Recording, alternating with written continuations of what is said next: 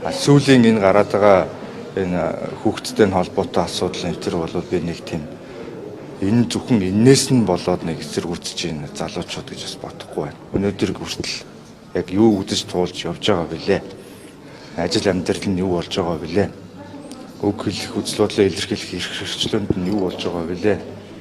Цалин орлого нь амьдралд нь хүрж байгаа хэсэг нь юу болж байгаа билээ гэдэг ингээд аж амьдралтай холбоотой бүх бухимдал тесэрч ийна л гэж ойлгож байна. Энэ бол органик чагсаал байна лээ. Өчигдөр би хөдөөнөөс өдөөс хойш ирлээ уржигтэр яваад. Ингээ харахад бол яг л өөртөө цугларсан залуучууд байна лээ. Энийг ингээ буснуулах гэж янз янзын оролдлогууд бас явж байна. Гэхдээ монголчууд бас нэгэ яваад болоо хэрсүү болсон байна. Нэг тийм автахгүй байна. Бити автаасаа гэж. Тэг өнөөдөр бас талбай дээр Номын Баяр чи өнөөдөр төлөвлөсөн байсан юм уу? Хагасанд байсан юм уу? Ямар ч зэн ингээ асруу давуулаад ингээд алил болох ингээд сарниулгал ажил хийж байна. Энэ бүх үйлдэл чинь л өөрөө энэ байж болмоггүй л үйлдэл байгаад байна шүү дээ. Тэгээ одоо бол яг би өөрөө жигсаалыг нэг тийм зөвтгöd байдаг байгааг өстгүүлж байх таа ч гэсэн. Яг тэгэхээр жигсаал бол галсан үр дагавар дээр хашгирах үйл явдал. Бид нар жилийн өмнө сонгуул өгсөн. Ер нь бол тэгээ сонгуулиар л шийддэг. Энэ арчилсан орны иргэдийн өөрт олдсон боломжоо ашиглаж төр засгийн аим эхлэх эрх нь.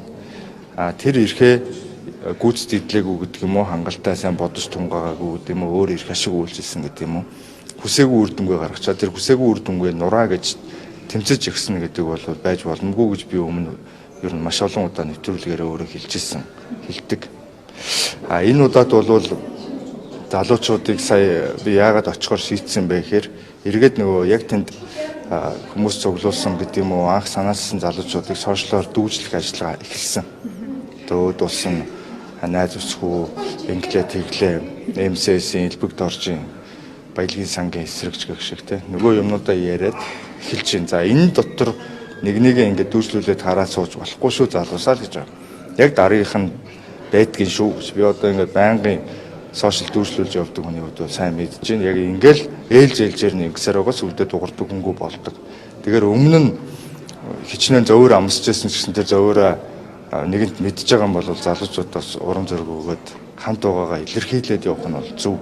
Тэгэхгүй бол ингээ нэг харж агаад шатаас дуусгаад тэгээ эцэстээ хинч хинийхэж төлөө юм дуурдаггүй хэлдэггүй. Визэл гараасаа гэдэг ганц мөрөөдөлтөй ийм л улс болчих гээд байна шүү дээ. Ерөнхий сайд тайлбарлах л та.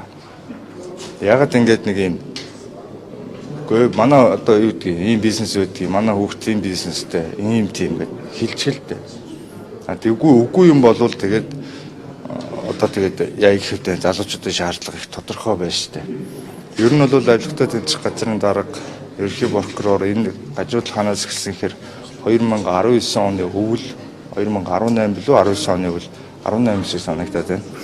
Үндэсний аюулгүй байдлын зөвлөмж гараад шууд солидог уснаас л энэ бүх эхэлсэн шүү дээ. Тэгэхэд томилогдсон л дарга нар шүү дээ. Тэгэхээр сая хугацаагаа бүр ирэхээр сунгаж шүү дээ тий. Тэгэхээр энэ бол нэг хэлүүлээд байлтгүй хүмүүсийн нүдэн дээр ил. Тэгэхээр одоо ерөөсөө ганцхан зам байгаа нь энэ ямар одоо бүх юм дуусах гэж байгаа биш үү тий. Ингээд амьдрал нь дуусах гэж байгаа ш. Залуу байна, улс төрч хүмүүс байна. Өөрийнх нь хэлдэг үг ус хэлэх хэрэгтэй. Өөрөө их хурлын даргын хууч Меган буйнх болд байхад их хурлын дарга үүдэн дээр зогсчоод өрөөнийх нь үүдэн зогсчоод ам бис заяа биш юундаа энийг санал судалтай зууралцаад байт юм бэ. Шүү дээ. Одоо тэгээ тэр үгээ өөртөө хэлэх хэрэгтэй. Тэр үгийг өөртөө хэлэхгүй юм бол залуучууд сануулах нь зөв шүү дээ. Энэ залуучуудын гэдэг юм байх Монголд амьдарч байгаа бүх энэ ажил хөдөлмөр эрхэлж байгаа хүмүүсийн зөв шүү дээ. Үнэхээр хэцүү байгаа шүү дээ. Хаасайгүй юм байна. Би одоо тойргоо сонгогдсон. Өдөө орон нутгад ингээд хаасайгүй явдаг. Ганцлан мэлжгүй та нар одоо энэ жоохон нуруунд дээр байгаа ачаа буулгах юм болохгүй. На татвар матур чинь буух юм уу? Нийгмийн даатгалын хэмжээл чинь буух юм уу?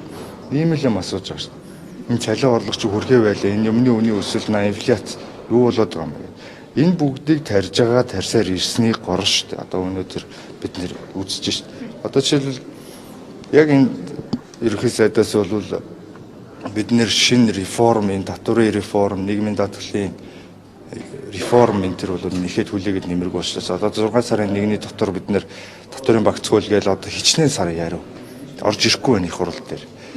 Татварын багцуулаа бид нэр одоо оруулж ирэхгүй бол эх сарын 1-ээс бол 2 оны 1 сарын 1-ээс бол шинэ бодлого хэрэгжих боломжгүй.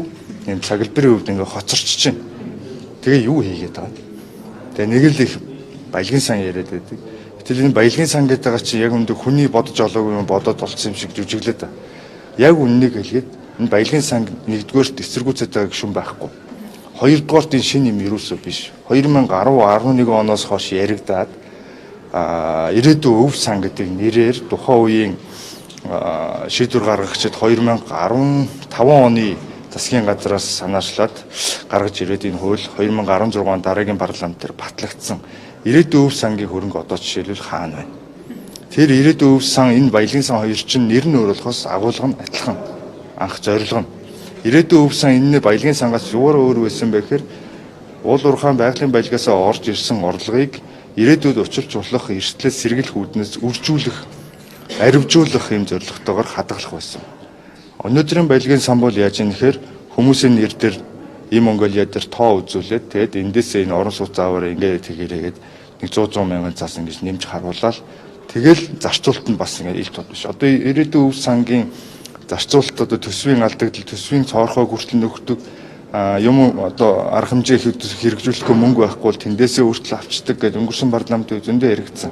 Одоо та нар хайгаад үзээрэй ирээдүйн өв сангийн яг орлого зарлага энэ талаар мэдээлэл юу хаана вэ? Хаана вэ? 2016 оноос чи эдгээр засаглажсэн үе шүү дээ. Тэгээ ирээдүйн өв сангийн мөнгө хаана вэ? Хаашаа орсон? Үрдсэн юм уу? Өссөн юм уу? Үгүй юм уу? Одоо яг хадгалагдж байгаа юм уу байхгүй юм? Тэг бичлэлт байгаа юм уу? Баялагын сангийн ирээдүй бол яг ирээдүйн өв сангийн түүх гэсэн үг. Болчихгүй дээ. Тэрнээс сэргийлэх хэрэгтэй. Тэрнээс биш одоо ингээд нэг өөрөөсөө нэг хүний бодож олоогүй мундаг юм бодож олоод тэгээ тэрийг нэг хүмүүс эсэргүүцээд байгаа юм шиг шүмж хэлсэн хүн болгоно чи баялагын сан эсэргүүцлээ энэ төр гэдэг бол энэ тэнэг яриагаа одоо болох хэрэгтэй. Ер нь бол болох хэрэгтэй ч гэж тэгээд хэмжээндээ таарсан юм бол ярьцгаат юм байл л дээ хүн болт.